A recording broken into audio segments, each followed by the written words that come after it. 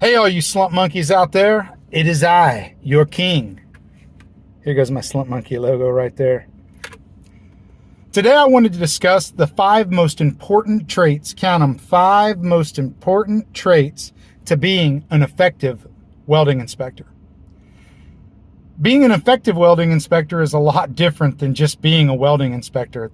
There's a lot of welding inspectors who, well, they had the intelligence to pass the QC1, but they don't have the determination or drive to actually do the job well. So I want to discuss with you the 5 most important, most valuable traits to being an effective welding inspector. Number 1, you have to be detail oriented. You have to be so detail oriented that you are going to be called anal retentive. This is the difference in being a good inspector and being a great inspector. Each job is its own individual baby. And as an individual baby, it's going to have its own details. You have to be so focused on the job at hand that you're not getting lost in the minutia. You're not confusing one job for the other. You're making sure that this one connection that is just exactly identical to 50 other connections on 50 other jobs is done per the engineer of records requirements. So you have to be detail oriented because, guys, the devil really is in the details. Number 2, you have to have a love and a willingness to learn as the industry changes. The only constant in this industry is change. What this means is you're going to be reading the American Welding Society's magazine. You're going to be keeping up with the new research being done in universities around the world on steel, on metallurgy. You're going to need to know about emerging technologies for inspection, emerging technologies for welding processes. You're going to have to evolve, or in this industry, you're going to die.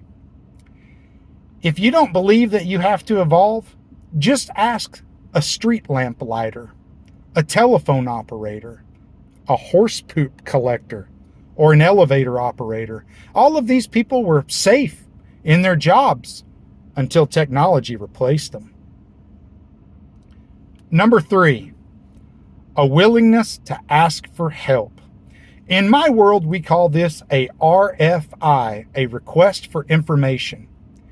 You have to be humble enough to get more experienced people to give you their knowledge and know-how. You may run into a problem that you've never seen before, maybe a problem that nobody's ever seen before. You need to have a humility to reach out to the engineer and say, hey, this is what we have, this is the situation, this is the configuration. What do we do? So you have to have a willingness to ask for help.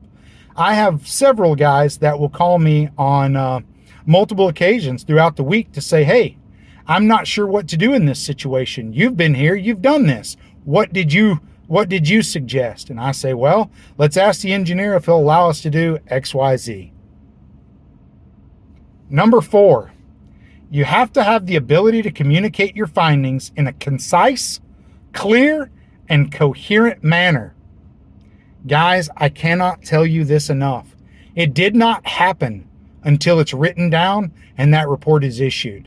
It did not happen. I don't care what you told the contractor. I don't care what you told the erector. It did not happen until it's written down in a clear, concise, and coherent manner. This means that you're going to take extra time with your reports and you're going to be diligent to get your reports turned in a timely manner. My guys have a 24-hour turnaround for reports. What I expect from my men is that within 24 hours, a clear, concise, and coherent report will be issued for our clients so that they know what's going on. And if anything needs to be done, if anything needs to be addressed by the structural engineer, this gives him time in which to do it. Oftentimes, inspectors will wait until a week has passed. By that time, a CMU wall is built over the connection. Grout is poured over the connection that failed, and nobody knew about it because until it's written down, it didn't happen. And thanks for sticking. Oh, sorry about that. Thanks for sticking. Apparently, I'm having trouble talking right now, so give me just a quick second. Well, if you've stuck around to the end, I really appreciate that. I had to get some water. I was dying. The fifth and final, I would say requirement to being an effective welding inspector is the ability to stand firm in your findings or observations without resorting to arguing or allowing the situation to devolve into a lack of professionalism. Guys, in construction, it's a rough world. You're probably going to hear the F word 100,000 times a day. You are going to be the most hated man or woman on every project. Do not take this personally. It's not personal. You're just doing their job, and they're doing their job by arguing. But you can never allow yourself to, number one, be swayed. If it's not in the detail, if it's not in the drawing, then it's not acceptable. And you can't allow it to get to a point of unprofessionalism. About 3 years ago, I was on a project, just an aside. The contractor was very unhappy about my findings.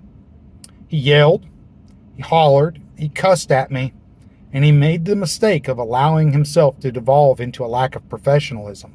He took off his helmet and he threw it at me. I spent 8 years in the Marine Corps. I'm not a pushover. I told him that he was not going to treat me with a lack of respect. I was not going to accept it. And then, right in front of him, I called his boss, who I happened to go to church with. Well, he no longer works with that company. But as that goes, a welding inspector exercises a lot of power. I mean, a lot of power. You literally hold men's positions, their jobs, their livelihoods in your hands. Don't take this personally. When they get mad because they have to go back and redo something for the third time, just simply explain. If you didn't have time to do it right the first time, you sure don't have time to do it the third time.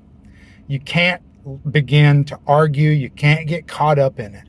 You have to just smile, move along, and at the end of the day, I'm going to get my way. I'm going to get my way. They're going to do what I want them to do because one person can override me, and that's the structural engineer. Because the client, they're never going to override me. They want it done per the drawings.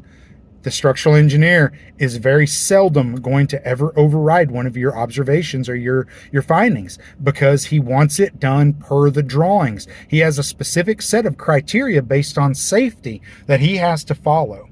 So don't take these situations personal. Stand firm, be polite, be respectful, but at the end of the day, realize and know you're going to get your way.